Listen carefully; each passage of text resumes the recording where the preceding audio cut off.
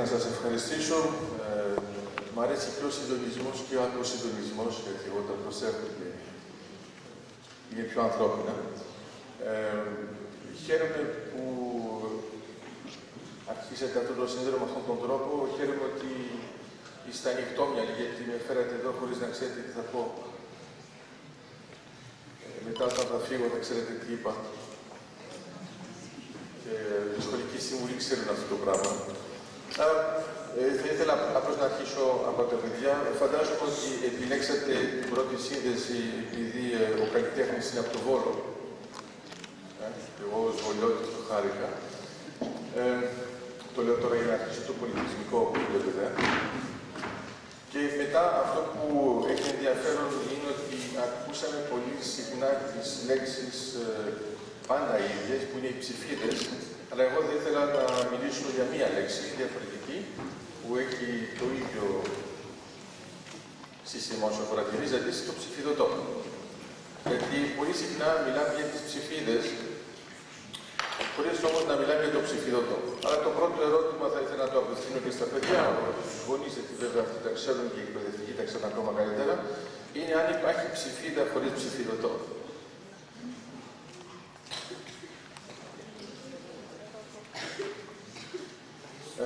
Γιατί μερικές φορές μπερδευόμαστε, επειδή εδώ έχουμε το κτίριο που θα το ονομάσω, με συγχωρέσω βέβαια, θα το ονομάσω απλώς τούβλα, για να μιλήσουμε με απλό τρόπο. Υπάρχει μια διαφορά μεταξύ του τούβλου και του σπιτιού. Είναι η δομή και η οργάνωση. Άρα, όταν λέμε απλώς ψηφίδες, ας πούμε,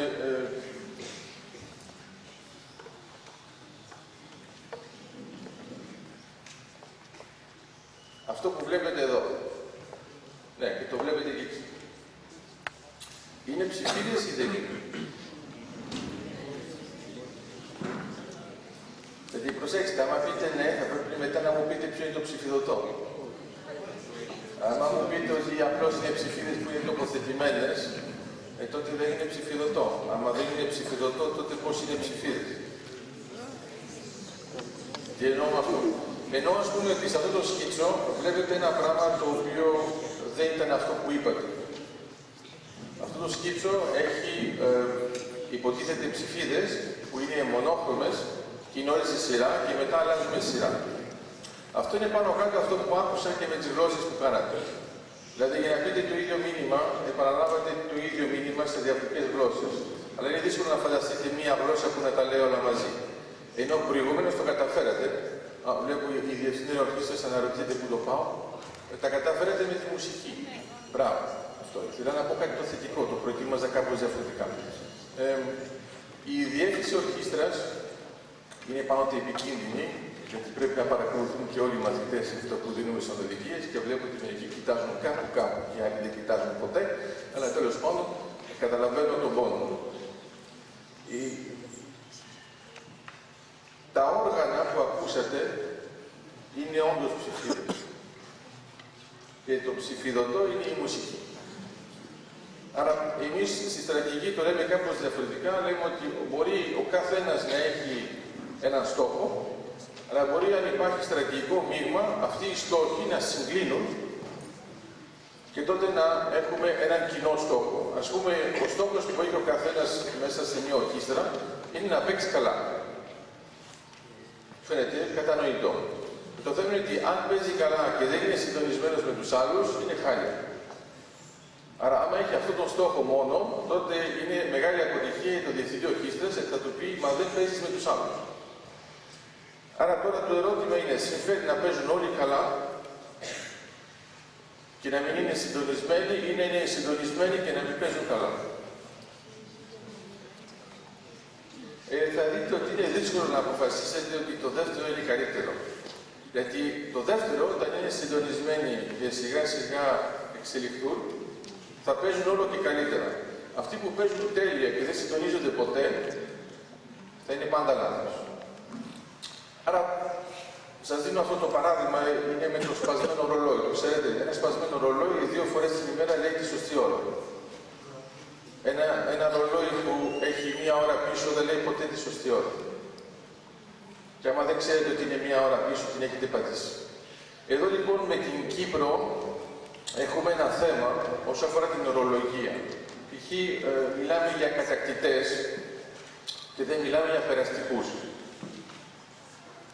Μιλάμε για πορεία και δεν μιλάμε για περίπατο. Ενώ είμαστε της περιπατητικής σχολής.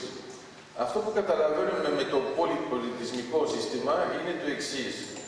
Αν δεν έχουμε έναν πολιτισμό που αντέχει την ενσωμάτωση άλλων πολιτισμών, σιγά σιγά εκφυλίζεται. Άρα θα το πω λίγο πιο μουσικά για να το χαρεί η Διευθύντρια.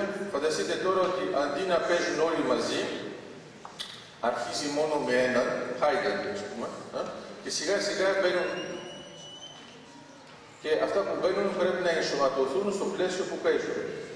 Ο καθένας παίζει διαφορετικά με τον δικό του τρόπο, το δικό του όργανο. Εντάξει, εδώ το έδα ότι ακόμα και το σαξόφωνο ο καθένας παίζει με τον δικό του τρόπο. Άρα αυτό σημαίνει τι?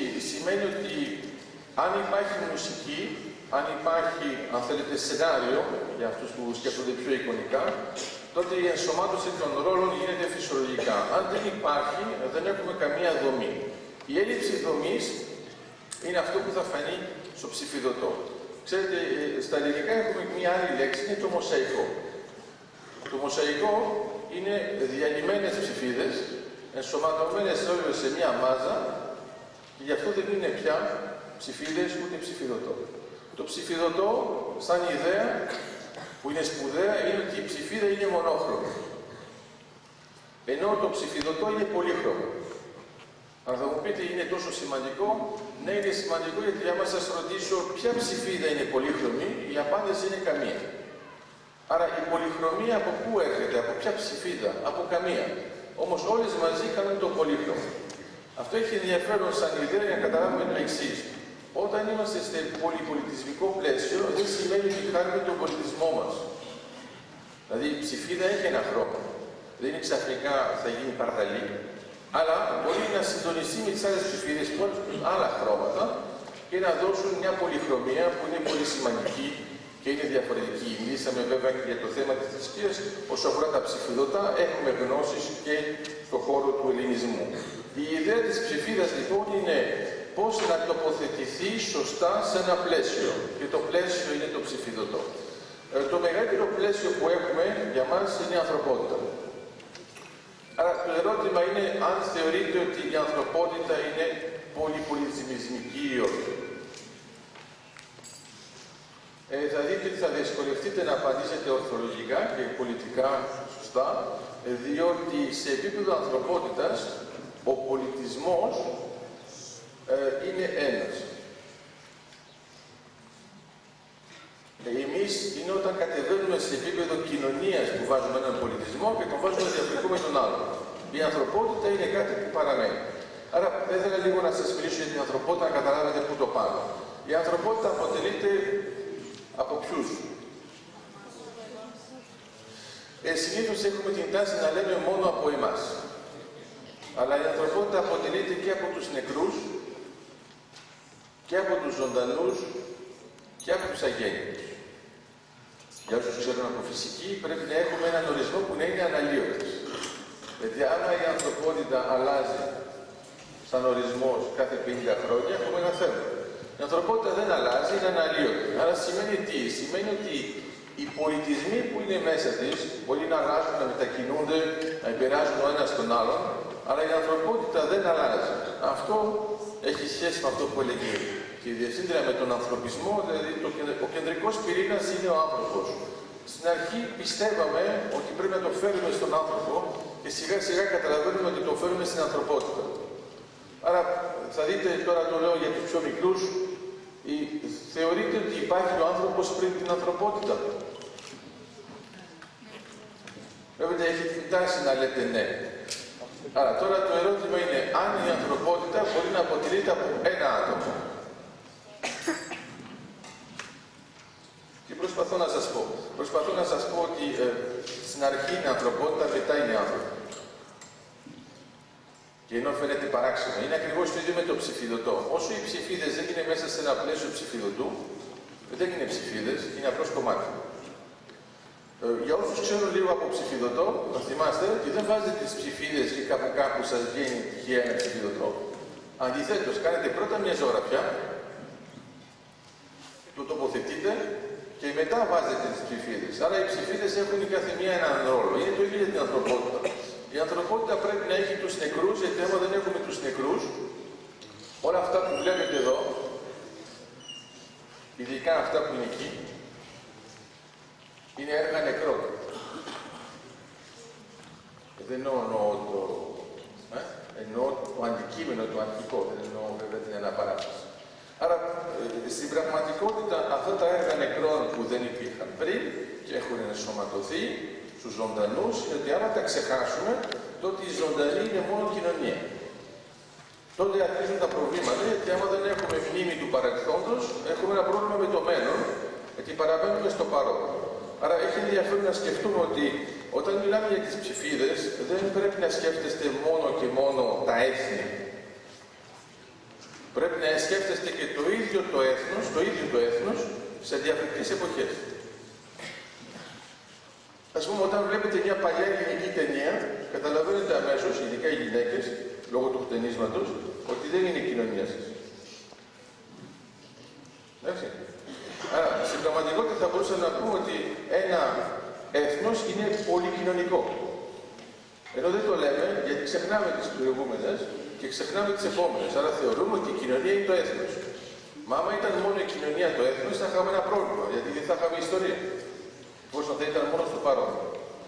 Άρα, βλέπετε λοιπόν, για το έθνος δεν λέμε ότι είναι πολυκοινωνικό. Θα μπορούσαμε να πούμε ότι μια κοινωνία είναι πολυγειτονική. Να το πούμε για μια πόλη. Υπάρχει πόλη που δεν έχει γειτονιές? Όχι. Υπάρχουν γειτονιές που δεν έχουν πόλεις? Ναι. Τώρα την πατήσετε, πρέπει να σκεφτείτε. Έχουμε βγει εκτός βιβλιοθήκης. Υπάρχει το χωριό, εντάξει. Το θέμα της γειτονιάς, το παράδοξο, είναι ότι η γειτονιά λειτουργεί μόνο αν υπάρχει άλλη γειτονιά. Γιατί άμα έχετε μόνο μία, δεν λέγεται γειτονιά. Ο γειτονικός χώρος καθορίζεται από τον άλλον που έχει από εμάς. Ενώ στην αρχή νομίζουμε ότι είναι από εμάς. Μα άμα ήταν από εμάς, θα λέγαμε χωριό. Το χωριό καθορίζεται από εμάς. Άρα, τι εννοώ με αυτή την έννοια? Στην αρχή νομίζουμε όλοι ότι είμαστε απλώς εγώ και εμείς, και μετά ανακαλύπτουμε ότι υπάρχουν οι άλλοι. Μετά ανακαλύπτουμε ότι οι άλλοι λένε ότι αυτή είναι η εγώ. Και μας λένε άλλους. Άρα τώρα έχετε ένα πρόβλημα, από τη στιγμή που μένετε μόνο σε αυτό το πλαίσιο, λέτε είμαστε οι εμείς και οι άλλοι, και οι άλλοι λένε ότι είναι οι εμείς και οι άλλοι. Άρα θα πείτε ξαφνικά, σίγουρα ο ένας από τους δύο έχει δίκιο. Τώρα φανταστείτε ότι έχουν και οι δύο δίκιο. Αμά, και η ομιλήτρια ξαφνιάστηκε. Άρα υπάρχει δυνατότητα να σκεφτείτε το εξής. Είναι ότι αν ο άλλος θεωρεί τον εαυτό του εγώ και εσείς είσαστε ο άλλος, τότε εσείς είσαστε ο άλλος άλλος. Ναι. Στην πραγματικότητα, σε επίπεδο ανθρωπότητας, η ανθρωπότητα δεν αποτελείται από τους εμείς, εφόσον υπάρχουν οι άλλοι. Δεν αποτελείται μόνο από τους άλλους, εφόσον υπάρχουν οι εμείς. Άρα από ποιους αποτελείται η ανθρωπότητα? Αποτελείται από τους άλλους άλλους. Άρα, το ξαναλέω λίγο πιο απλά. Όταν λέτε ο ένας, μιλάτε για ένα άτομο. Όταν λέτε ο άλλος, μιλάτε για δύο. Γιατί δεν υπάρχει ο άλλος χωρίς ο ένας. Άρα, ο άλλος είναι η πιο σύντομη έκφραση να πείτε δύο άτομα. Μας εντάξει να συντονιστείτε? Άρα, στην πραγματικότητα λοιπόν, από τη στιγμή που θα πούμε η ανθρωπότητα αποτελείται από τους εμείς ή από τους άλλους, έχουμε ένα θέμα. Μόλις καταλαβαίνουμε ότι αποτελείται από τους άλλους, φανταστείτε, για σήκωση.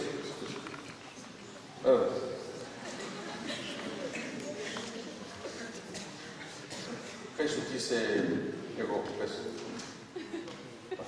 Εγώ είμαι ο άλλος. Αν θα το κάνετε το τεστ αυτό στο σπίτι σας, μην το κάνετε με τους γονείς σας έτσι ξαφνικά χωρίς καμία προετοιμασία. Γιατί φανταστείτε, θα σας πω τι κάνετε στο σχολείο, έχουμε και σχολικό σύμβουλο, έχουμε και διευθύνοντα. Η ιδέα ποια είναι ότι όταν χαιρετάτε ο ένας τον άλλον, λέτε το δικό σας το όνομα, δεν είναι? Φανταστείτε τώρα ότι έχετε το ίδιο όνομα. Εντάξει. Ανδρέα Σίκο. Ανδρέα Σίκο. Σίκο, δεν σε λέτε Ανδρέα. Ωραία, για χαιρετήσει ο ένας τον άλλον. Πείτε μόνο το όνομά του. Ανδρέα. Βράζει και έχει κανένα, σίγουρα, που είμαστε στην Κύπρο, αλλά τέλος πάντων. Άρα, τι εννοώ με αυτό? Όταν τους βλέπετε να λένε, ο καθένας λέει την αλήθεια. Εντάξει, ο καθένας λέει την αλήθεια. Ποιος λέει πιο πολύ την αλήθεια? Όχι κανένα. Αλλά πρέπει να αποφασίσετε. Θα είναι κανένας ή και οι δύο? Εντάξει, είσαστε του συμβιβασμού? Όχι, είσαστε της αλήθειας, γιατί είπαν το ίδιο. Αλλά το θέμα, άμα πει αυτός εδώ ο Ανδρέας, είμαι ο Ανδρέας. Ο άλλος τι θα πει? Άρα είναι ο άλλος Ανδρέας. Όχι. Ναι, αλλά άμα το άρχισε θα πει με αυτό. Θα λέγει είμαι ο Ανδρέας, ο άλλος θα λέγει είμαι ο άλλος Ανδρέας. Άρα κανονικά για να χαιρετιστούν, που ελπίζω να το κάνουν τώρα έτσι αυτόρμητα χωρίς να τους πω να σηκωθούν.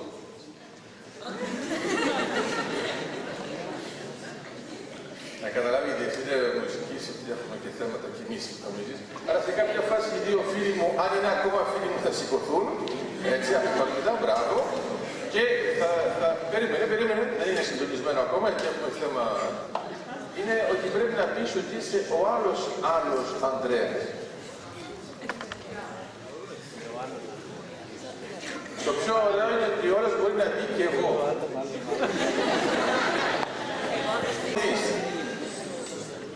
Για όσους νομίζουν ότι δεν μιλάνε για το εγώ όταν λένε εμείς, να θυμάστε ότι το εμείς είναι απλώς ο πολλαπλασιασμός του εγώ.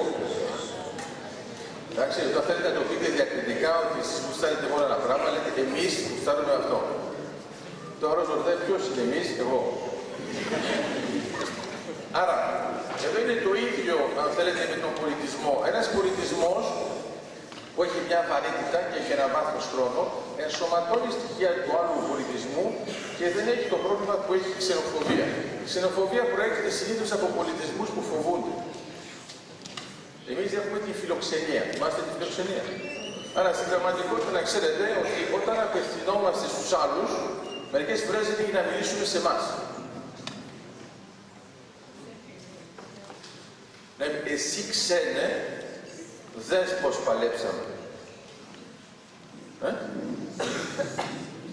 Αυτό σημαίνει λοιπόν ότι ο λόγος για να περάσει σε διάλογο, γιατί άκουσα και το διά και μ' άρεσε, για να περάσει σε διάλογο και όχι σε πολυλογία. Γιατί μερικές φορές νομίζουμε ότι επειδή μιλάμε μαζί, το ξέρω συνήθως τα μεγάλα ανδρόγυνα, μιλάνε μαζί, αλλά λένε 2 φορές μονόλογο. Οι άντρες πάνω κάτω εντοπίζουν ότι όταν μιλάει η γυναίκα τους πρέπει να λένε συχνά ναι, γιατί άμα λένε όχι, σταματάει η άλλη και λέει γιατί. Ενώ όταν λέει ναι, για τους πιο νέους δεν το ξέρετε ακόμα, αλλά θα δείτε, αρχίζουμε έτσι και μετά. Και έχετε λοιπόν 2 μονολόγους. Πότε αρχίζει ο διάλογος? Δηλαδή, μπορείτε να ξεκινήσετε έναν διάλογο μόνοι σας. Έχετε δικαίωμα να σκεφτείτε, έχετε δεύτερη ευκαιρία. Στην πραγματικότητα ο διάλογος αρχίζει από την ανταπόκριση. Πρέπει κάποιος να απαντήσει. Τότε αρχίζει ο διάλογος. Ενώ στην αρχή, ακόμα και όταν κάνουμε θέατρο, νομίζουμε ότι ο διάλογος αρχίζει από τον πρώτο ρόλο. Όχι, αρχίζει από τον δεύτερο, γιατί από τον πρώτο ρόλο αρχίζει ο μονόλογος. Γιατί φανταστείτε ότι δεν απαντάει ο άλλος. Άρα, ουσιαστικά, για να, αν θέλετε, θεσπίσουμε τον εαυτό μας, πρέπει να ξέρουμε ποιος είναι ο άλλος.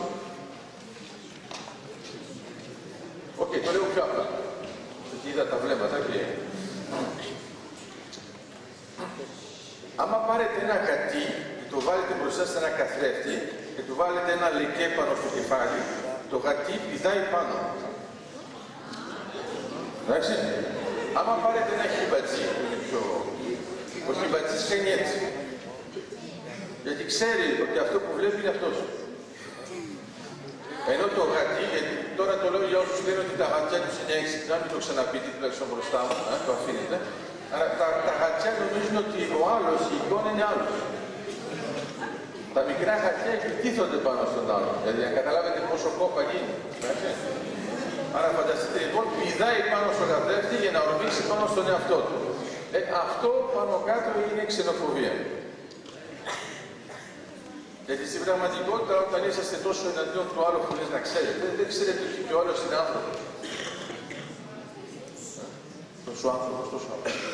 Άρα, λέμε στη γλωσσολογία και στα τσέχικα, δεν μου βάλατε τσέχικα, μου βάλατε τις άλλες γλώσσες, λέμε όσες πιο πολλές γλώσσες ξέρεις, τόσο πιο ανθρώπινος είσαι.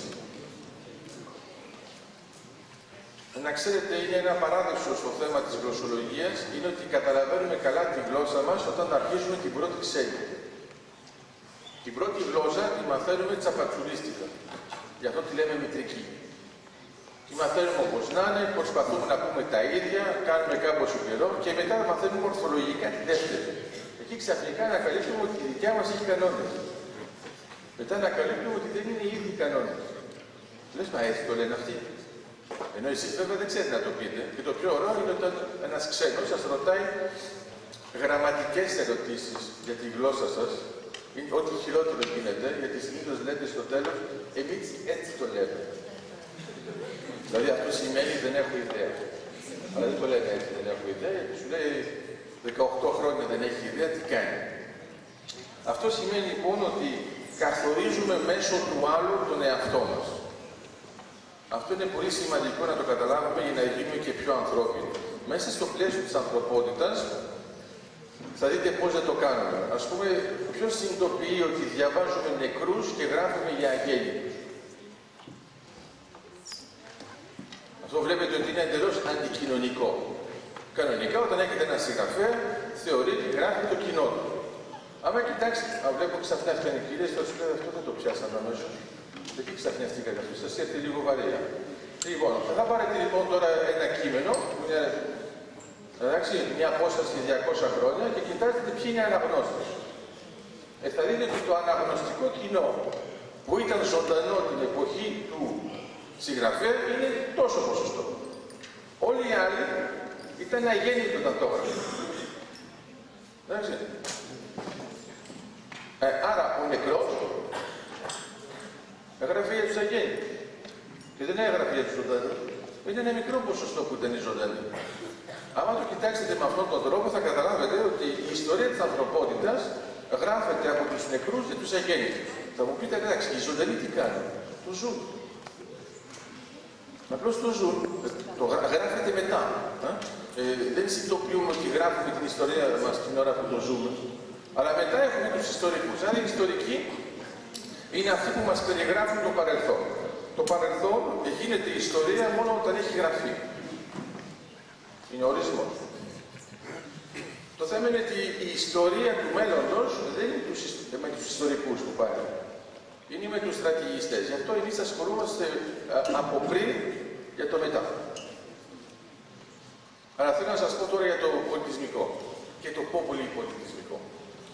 Άμα σκεφτείτε το μετά από πριν, δηλαδή άμα σκεφτείτε το μετά πριν το πριν, τότε θα είναι νωρίς. Άμα σκεφτείτε το μετά το πριν είναι αργά.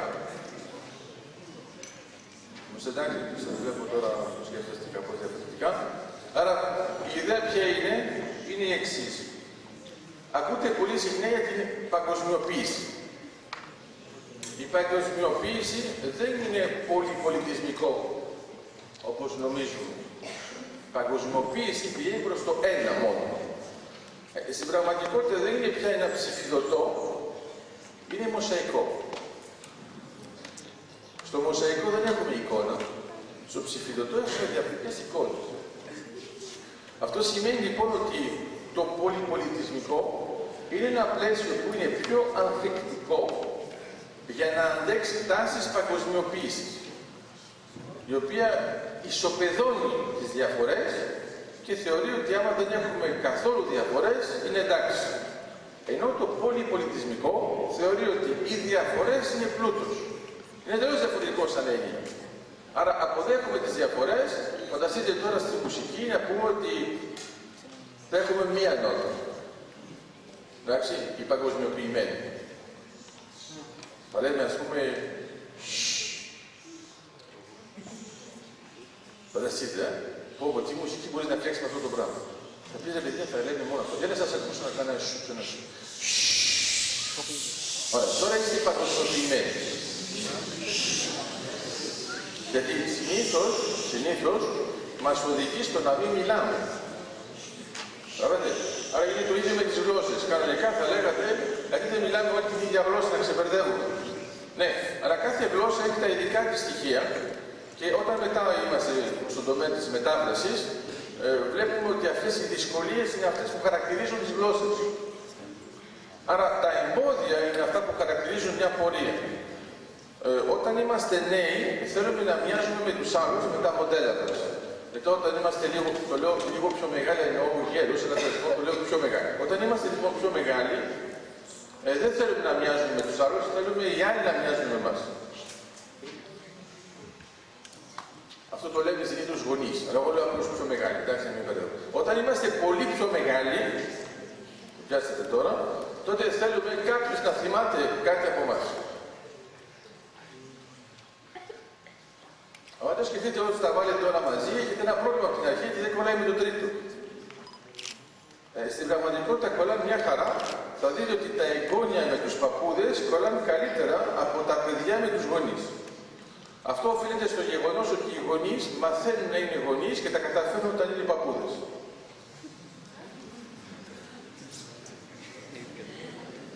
Και τα παιδιά καταφέρνουν να γίνονται παιδιά όταν είναι εγγόνια, γιατί όταν είναι παιδιά έχουν ένα θέμα.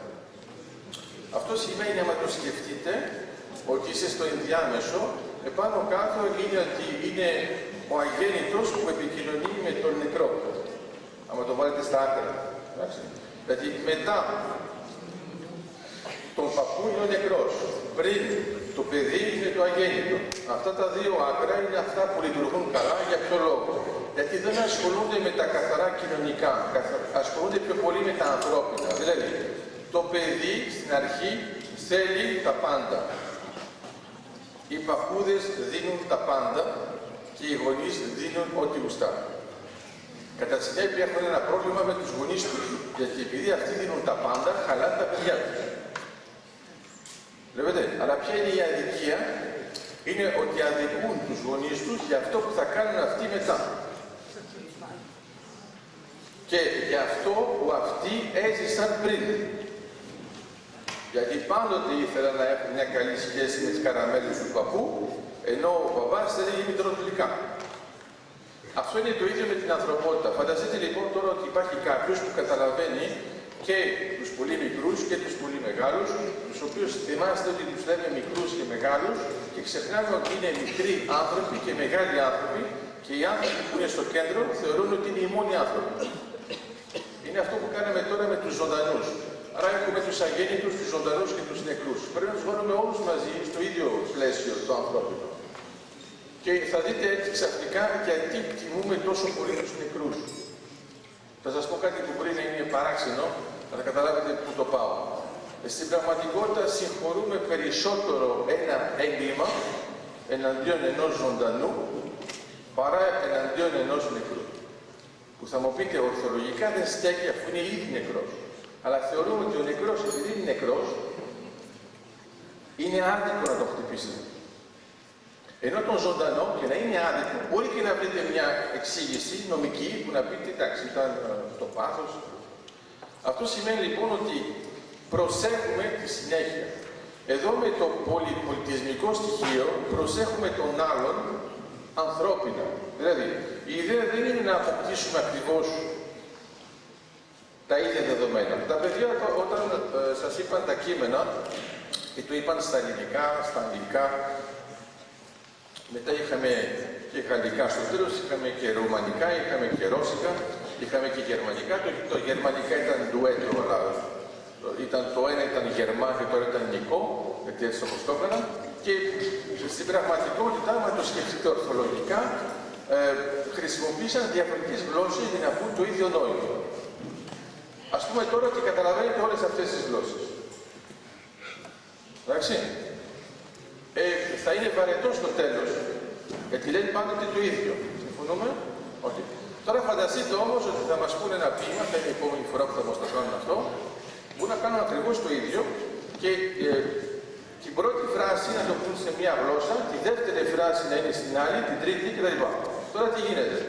Έχουμε ένα πραγματικό ψηφιδωτό. Διότι όλος πρέπει να ξέρει όλες αυτές τις γλώσσες για να καταλάβει ένα νόημα όπου δεν υπάρχει επανάληψη. Άρα προσπαθώ να σας πω το εξής.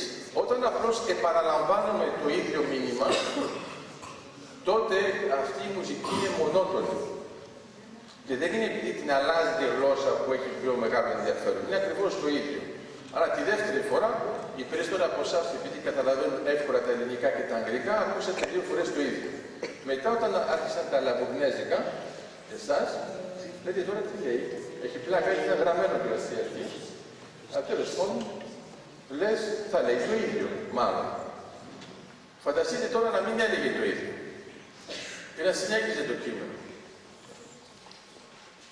Όλοι δέχαμε την εντύπωση ότι μάλλον είπα αυτό που είπαν οι πρώτοι. Τι προσπαθώ να σας πω? Προσπαθώ να σας πω ότι αν δεν καταλαβαίνουμε τη διαφορά, δεν μπορούμε να δούμε τα γράμματα. Ας πούμε, εμείς έχουμε 24 γράμματα. Οκ. Φανταστείτε να είχαμε μόνο ένα. Δεν είναι πιο απλό, ρε παιδί μου. Άλλοι έχουν 32. Οι Ρώσοι. Άλλοι έχουν 39. Οι Αρμένοι. Άλλοι έχουν 26. Ωραία. Το θέμα είναι ότι είναι γράμματα. Και φτιάχνουν λέξεις. Άρα θα σας κάνω ξανά αυτή την ερώτηση. Είναι πρώτα οι λέξεις ή τα γράμματα? Χαίρομαι πάνω σου που άκουσα λέξη.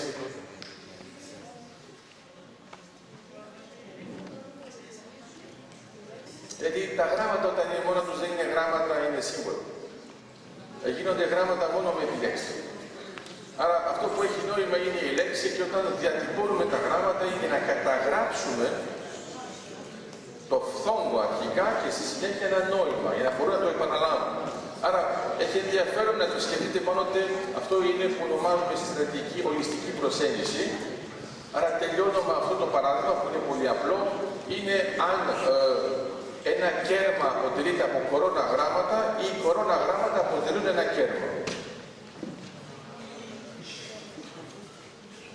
Θα μου πείτε τώρα το κάνουμε ακόμα πιο απλό. Αυτό είναι εκνευριστικό με τους μαθηματικούς, γιατί όταν παίρνουν πιο απλά παραδείγματα, στο τέλος φαίνεται ότι δεν καταλάβουμε τι έρευνα την αρχή. Στην πραγματικότητα ένα κέρμα είναι πρώτα το κέρμα και μετά κορώνα γράμματα. Δεν υπάρχει κορώνα μόνο του και γράμματα μόνο του. Και άμα θέλετε να πάρετε λοιπόν, αν νομίζετε ότι αποτελείται ένα κέρμα από κορώνα και γράμματα, είναι πολύ απλό, κόψτε το στα 2 και θα δείτε ότι δεν μπορεί να έχετε ένα μισό κέρμα που είναι γράμματα και το άλλο μισό που είναι μισό κορώνα. Το άλλο που πρέπει να καταλάβουμε με το κέρμα είναι το εξής. Άμα σας πω ποιο είναι το αντίθετο από κορώνα, πολλοί από εσάς θα σκεφτούν γράμματα, ενώ είναι κορώνα. Και η κυρία δεν το σημείωσε, την ξέχασε. Το βλέπετε. Γιατί άμα βάλουμε κορώνα έχουμε εκφυλισμό του νομίσματος. Άρα, ο εχθρός μερικές φορές είναι απλώς η αντιγραφή του εαυτού μας. Και γι' αυτό θα δείτε ότι στις σχέσεις, αυτό που ψάχνουμε είναι αυτόν που μας συμπληρώνει και όχι αυτός που είναι ο ίδιος. Γι' αυτό πολύ συχνά, στα ζευγάρια, ο άλλος σας εαυτός δεν τον βρήκατε σε παρέα. Γιατί σε παρέα βάζουμε ανθρώπους που μοιάζουν. Είναι από άλλο. Και θα δείτε ότι θα σκεφτείτε άλλο με έναν τρόπο την παράδοση. Παλαιότερα όταν ήταν σε χωριά, ανάλογα με τις κοινωνίες, έλεγαν ο άντρας να παντρευτεί με γυναίκα από άλλο χωριό. Όχι από το ίδιο. Εδώ τελειώνονται με τον εξής τρόπο. Αν όλοι μέσα σε ένα χωριό παντρεύονται μόνο σε αυτό το χωριό, ξέρετε τι έχουμε. Έχουμε εκφυλισμό. Εκφυλισμό γενετικό. Δηλαδή χρειαζόμαστε κάτι που εμπλουτίζει. Αυτός ο εμπλουτισμός γίνεται με τη διαφορετικότητα. Άρα, άμα σκεφτούμε τώρα ότι η διαφορετικότητα είναι η βάση